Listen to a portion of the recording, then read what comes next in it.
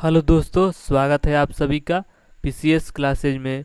आज हम आपके लुसेंट जीके के 100 एमसीक्यू लगाने वाले हैं और ये जो आपके क्वेश्चन होंगे बहुत ही ज़्यादा महत्वपूर्ण होंगे किसी भी आपके एग्ज़ाम के लिए।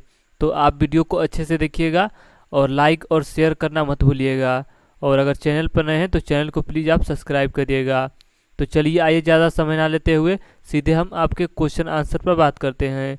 देखिए, आपका आज का पहला क्वेश्चन दे रहा है कि भारत का कौन सा राज्य टाइगर राज्य के नाम से जाना जाता है। तो इसका सही उत्तर आपका हो जाएगा मध्य प्रदेश को।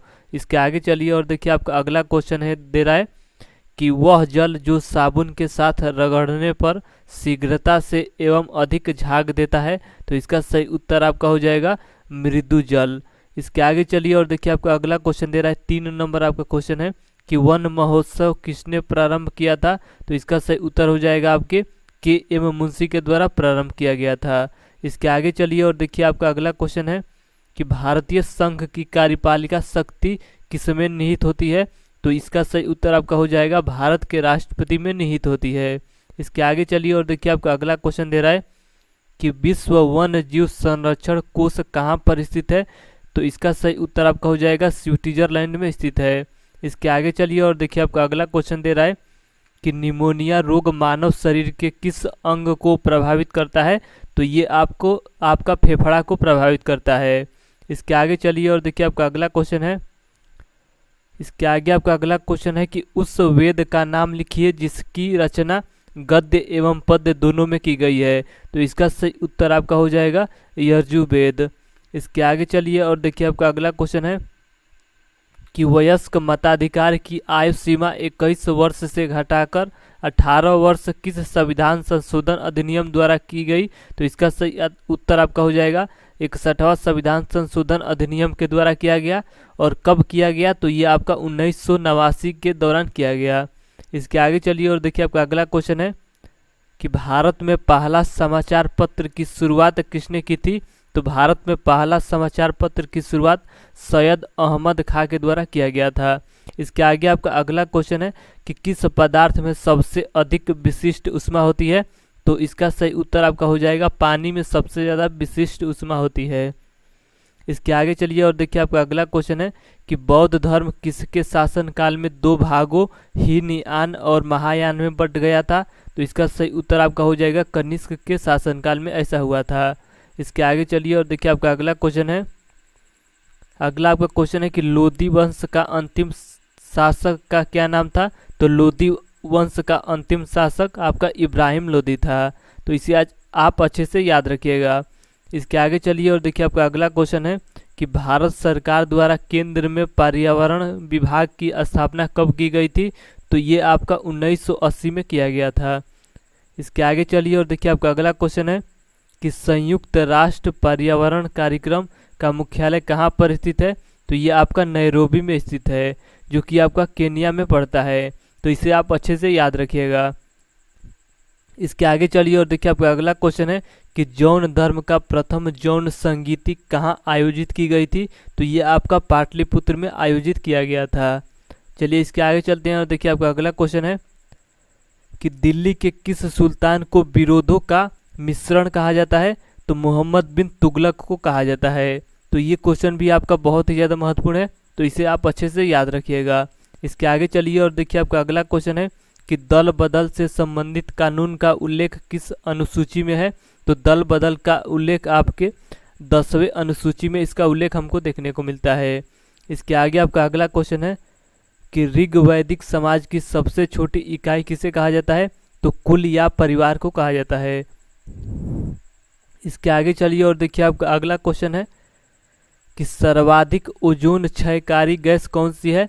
तो इसे हम शॉर्टकट में CFC के नाम से जानते हैं, जिसे अगर हम बात करें इसका फुल फॉर्म के तौर पर तो इसे हम क्लोरोफ्लोरोकार्बन के नाम से जाना जाता है। इसके आगे चलिए और देखिए, आपका अगला क्वेश्चन है कि अकबर का राज्याभिषेक कहाँ हुआ था। तो अकबर का राज्याभिषेक आपके कालानौर में हुआ था। इसके आगे चलिए और देखिए, आपका अगला आपका क्वेश्चन है कि क्लोरोफ्लोरोकार्बन किन गैसों का संयुक्त रूप है। तो ये आपका क्लोरीन, फ्लोरीन एवं कार्बन का संयुक्त रूप होता है। इसके आगे चलिए और देखिए, आपका अगला क्वेश्चन है कि भारत में वृक्षों का आदमी किसे कहा जाता है, तो सुंदरलाल बहुगुणा को कहा जाता है। इसके आगे चलिए और देखिए आपका अगला क्वेश्चन है कि इतिहास में किस शासक के पास एक शक्तिशाली नौसेना थी, तो ये आपका चोलों के पास एक शक्तिशाली नौसेना हुआ करती थी। तो इसे आप अच्छे से याद रखिएगा। इसके आगे चलिए और देखिए आपका अगला क्वेश्चन है कि कौन सी धातु बिजली का सबसे अच्छा चालक है, तो जो आपका चांदी है ये आपका बिजली का सबसे अच्छा चालक माना जाता है। इसके आगे आपका अगला क्वेश्चन है कि संकीर्तन प्रथा के जन्मदाता किसे कहा जाता है, तो चैतन्य महाप्रभु को कहा जाता है। इसके आगे चलिए और देखिए आपका अगला क्वेश्चन है कि मानव शरीर का सामान्य तापमान कितना होता है, तो अगर डिग्री सेल्सियस में बात करेगा तो 36.9 डिग्री सेल्सियस होता है, लेकिन अगर आपका फ़ारेनहाइट में बात करेगा तो 98.6 डिग्री फ़ारेनहाइट होता है। इसके आगे चलिए और देखिए आपका अगला क्वेश्चन है कि आलमगीर के नाम से किस मुगल शासक को जाना जाता है, तो आलमगीर के नाम से आपके औरंगजेब को जाना जाता है। तो इसे आप याद रखिएगा। इसके आगे आपका अगला क्वेश्चन दे रहा है कि शहीद आजम की उपाधि से किस महान देशभक्त को जाना जाता है, तो शहीद आजम आपके भगत सिंह को कहा जाता है। इसके आगे आपका अगला क्वेश्चन है कि राष्ट्रपति के निर्वाचन से संबंधित विवादों का निपटारा किसके द्वारा किया जाता है, तो इसका सही उत्तर आपका हो जाएगा उच्चतम न्यायालय के द्वारा किया जाता है। इसके आगे चलिए और देखिए आपका अगला क्वेश्चन दे रहा है कि साइमन कमीशन के विरुद्ध प्रदर्शन के दौरान किए गए लाठीचार्ज में किस प्रख्यात राजनेता की मृत्यु हो गई थी, तो इसका सही उत्तर आपका हो जाएगा लाला लाजपत राय की मृत्यु हो गई थी। इसके आगे आपका अगला क्वेश्चन देखिए दे रहा है, अगला आपका क्वेश्चन है कि बहावी आंदोलन के प्रवर्तक किसे कहा जाता है, तो सैयद अहमद खां को कहा जाता है। तो इसे आप अच्छे से याद रखिएगा। इसके आगे आपका अगला क्वेश्चन दे रहा है कि मानव के द्वारा सर्वप्रथम कौन सी धातु उपयोग में लाई गई थी, तो आपका तांबा का प्रयोग सबसे पहले किया गया था। इसके आगे आपका अगला क्वेश्चन देखिए दे रहा है कि पहाड़ी को काटकर एलोरा के विश्व विख्यात कैलाश मंदिर का निर्माण किसने कराया था, तो ये आपके राष्ट्रकूटों के द्वारा कराया गया था। इसके आगे चलिए और देखिए आपका अगला क्वेश्चन दे रहा है कि भारतीय राष्ट्रीय ध्वज तिरंगा का डिजाइन किसने तैयार किया था, तो पिंगली वैकेया के द्वारा तैयार किया गया था। इसके आगे आपका अगला क्वेश्चन दे रहा है कि चीनी यात्री हेन सांग किसके समय में भारत आया था, तो इसका सही उत्तर आपका हो जाएगा हर्षवर्धन के शासनकाल में भारत आया था। इसके आगे चलिए और देखिए आपका अगला क्वेश्चन है कि मानव शरीर की किस ग्रंथि को मास्टर ग्रंथि कहा जाता है, तो इसका सही उत्तर आपका हो जाएगा पीयूष ग्रंथि को ही मास्टर ग्रंथि के नाम से जाना जाता है। इसके आगे आपका अगला क्वेश्चन है कि बनारस हिंदू विश्वविद्यालय यानी कि BHU के संस्थापक किसे कहा जाता है, तो मदन मोहन मालवीय को कहा जाता है। देखिए इसके आगे आपका अगला क्वेश्चन दे रहा है कि स्वतंत्र भारत के प्रथम गवर्नर जनरल का क्या नाम था, तो इसका सही उत्तर आपका हो जाएगा लॉर्ड माउंटबेटन। इसके आगे चलिए और देखिए आपका अगला क्वेश्चन दे रहा है कि संविधान के किस अनुच्छेद में भारत के राष्ट्रपति पर महाभियोग की प्रक्रिया का उल्लेख है, तो अनुच्छेद 61 के तहत राष्ट्रपति पर महाभियोग लगाया जाता है। इसके आगे चलिए और देखिए आपका अगला क्वेश्चन दे रहा है कि किस मुस्लिम शासक ने अपने सिक्कों पर लक्ष्मी माता की प्रतिमा बनाई थी, तो इसका सही उत्तर आपका हो जाएगा मोहम्मद गौरी ने ऐसा किया था। इसके आगे आपका अगला क्वेश्चन दे रहा है कि वायुमंडल में नाइट्रोजन कितना प्रतिशत पाया जाता है, तो 78% पाया जाता है। इसके आगे आपका देखिए अगला क्वेश्चन दे रहा है कि अलीगढ़ आंदोलन की शुरुआत किसने की थी, तो सैयद अहमद खान के द्वारा किया गया था। इसके आगे आपका अगला क्वेश्चन है कि डायनेमो का सिद्धांत किस नियम पर आधारित है, तो ये आपका फैराडे के नियम पर आधारित है। इसके आगे आपका अगला क्वेश्चन देखिए क्या दे रहा है, अगला आपका क्वेश्चन है कि काला शोक की राजधानी कहाँ पर थी, तो काला शोक की राजधानी आपकी पाटलिपुत्र में हुआ करती थी। इसके आगे आपका अगला क्वेश्चन है कि गायत्री मंत्र की रचना किसने की थी, तो विश्वामित्र के द्वारा गायत्री मंत्र का उल्लेख किया गया था, तो इसे ही हम मानते हैं विश्वामित्र को। इसके आगे आपका अगला क्वेश्चन दे रहा है कि लंदन में इंडिया हाउस की स्थापना किसने की थी, तो श्याम जी कृष्ण वर्मा के द्वारा किया गया था। इसके आगे चलिए और देखिए आपका अगला क्वेश्चन दे रहा है कि सिराज ए हिंद किसे कहा जाता है, तो जौनपुर को सिराज ए हिंद के नाम से हम जानते हैं। इसके आगे आपका अगला क्वेश्चन है कि रेडियो एक्टिवता का मात्रक क्या है, तो क्यूरी होता है रेडियो एक्टिवता का मात्रक। इसके आगे आपका अगला क्वेश्चन दे रहा है कि चालुक्य वंश का सर्वाधिक प्रसिद्ध शासक कौन था। तो चालुक्य वंश का सबसे प्रसिद्ध शासक जो था वो आपका पुलकेशिनी द्वितीय था। इसके आगे आपका अगला क्वेश्चन दे रहा है कि मोहम्मद गौरी ने 1192 ईस्वी में हुए तराइन के द्वितीय युद्ध में किसे पराजित किया था। तो पृथ्वीराज चौहान को पराजित किया था। इसके आगे चलिए और देखिए आपका अगला क्वेश्चन है कि प्रधानमंत्री पद से त्यागपत्र देने वाले भारत के पहले प्रधानमंत्री कौन थे। तो ये आपका श्री मोरारजी देसाई थे, जो कि आपके पहले प्रधानमंत्री थे त्यागपत्र देने वाले। इसके आगे आपका देखिए अगला क्वेश्चन दे रहा है कि मानव शरीर का कौन सा अंग रक्त शुद्धिकरण के लिए उत्तरदायी है। तो इसका सही उत्तर आपका हो जाएगा वृक्क होता है, ये आपके रक्त का शुद्धिकरण के लिए उत्तरदायित्व माना जाता है। इसके आगे आपका अगला क्वेश्चन है कि भारतीयों के महान रेशम मार्ग को किसने आरंभ किया था। तो कनिष्क के द्वारा किया गया था। इसके आगे चलिए और देखिए आपका अगला क्वेश्चन है कि दाब बढ़ने पर द्रव्य में गैस की विलीयता पर क्या प्रभाव पड़ता है। तो ये आपका विलीयता जो होता है ये आपका घट जाता है। इसके आगे आपका अगला क्वेश्चन है कि गुल रुखी के नाम से किसे जाना जाता है। तो गुल रुखी के नाम से आपके सिकंदर लोदी को जाना जाता है। इसके आगे आपका अगला क्वेश्चन देखिए दे रहा है, अगला आपका क्वेश्चन है कि भारत का राष्ट्रपति किस अनुच्छेद के तहत अध्यादेश जारी करता है। तो इसका सही उत्तर आपका हो जाएगा अनुच्छेद 123 के तहत करता है।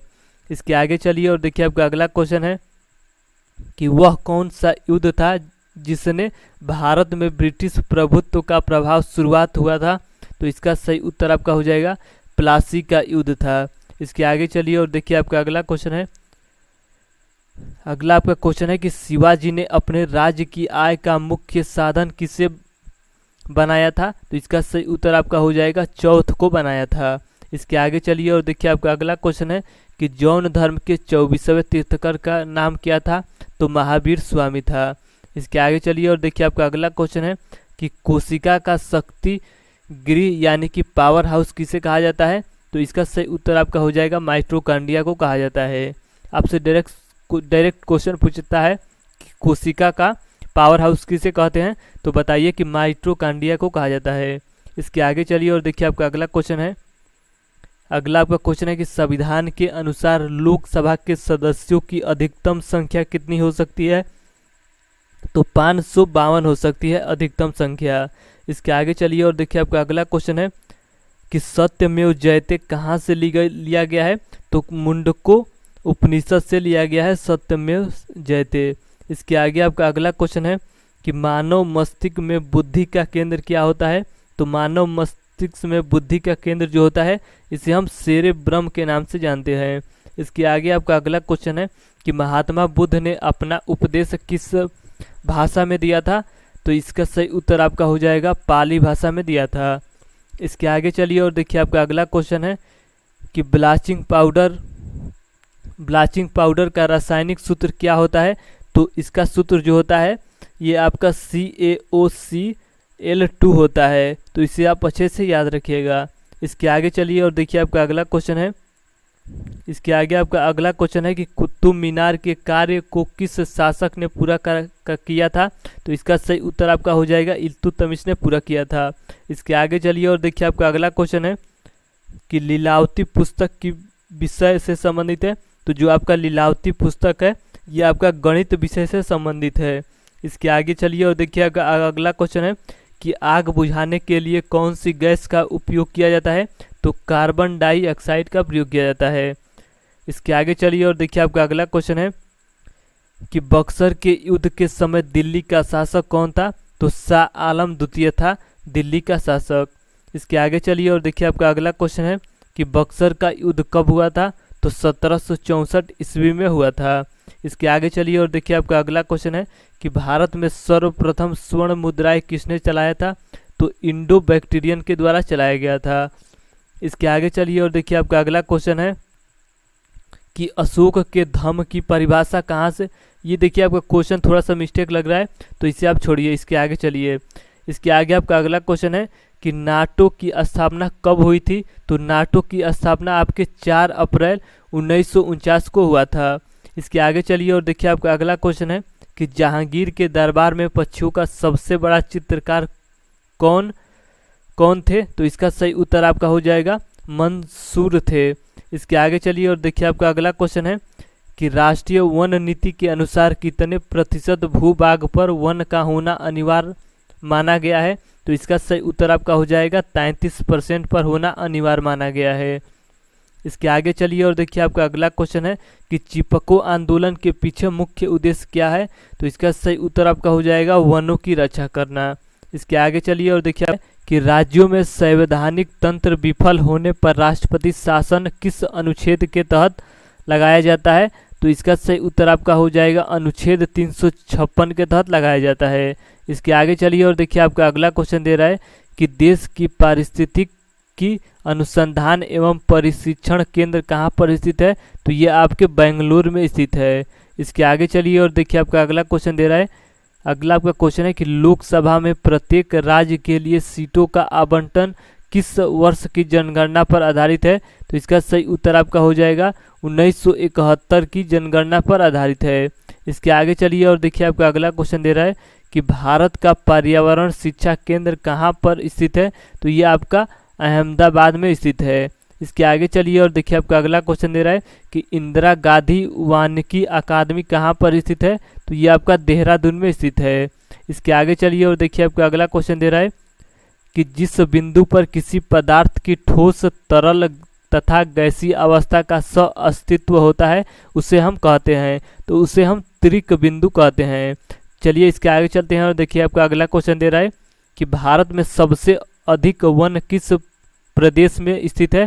तो इसका सही उत्तर आपका हो जाएगा मध्य प्रदेश में सबसे ज़्यादा वन पाए जाते हैं। इसके आगे चलिए और देखिए आपका अगला क्वेश्चन है कि राष्ट्रीय पर्यावरण अनुसंधान केंद्र कहाँ पर स्थित है? तो इसका सही उत्तर आपका हो जाएगा महाराष्ट्र के नागपुर में स्थित है। इसके आगे आपका अगला क्वेश्चन देखिए क्या दे रहा है, अगला आपका क्वेश्चन है कि वायुमंडल में ओजोन परत हमारी रक्षा किनसे करती है? तो इसका सही उत्तर आपका हो जाएगा पराबैंगनी किरणों से करती है। इसके आगे चलिए और देखिए आपका अगला क्वेश्चन है कि दौड़ लगाते समय मनुष्य का रक्तचाप में क्या परिवर्तन होता है? तो दाब बढ़ जाता है।